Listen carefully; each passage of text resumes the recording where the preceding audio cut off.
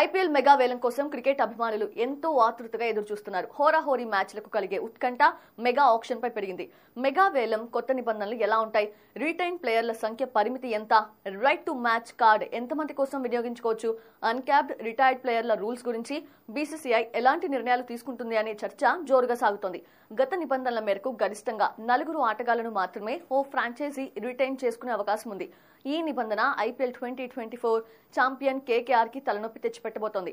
Captain Shreyas Iyer, యువ players Venkatesh Iyer, Rinku Singh, Varun చక్రవర్తి, star విదేశీ players Russell, Sunil నరైన్లలో కొందరే తమ జట్టుతో కొనసాగే పరిస్థితి ఎదురుకానుంది.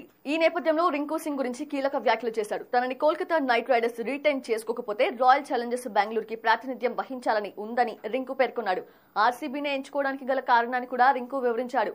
ఆర్సీబీలో విరాట్ కోహ్లీ ఉండటంతో ఆ ఫ్రాంచైజీకి వెళ్లాలని ఉందని ఒక ఇంటర్వ్యూలో తన మనసులో మాట చెప్పాడు. అలాగే దులీప్ ట్రోఫీకి తను ఎంపిక కాకపోవడంపై కూడా రింకు సింగ్ మాట్లాడాడు. మెరుగైన ప్రదర్శన చేయనందుకే ఎంపిక కాలేదని తెలిపాడు. బాగా ఆడలేదు, అసలు రంజీ ట్రోఫీ మ్యాచ్లే నేను ఎక్కువగా ఆడలేదు. 2-3 మ్యాచ్లు మాత్రమే ఆడాను.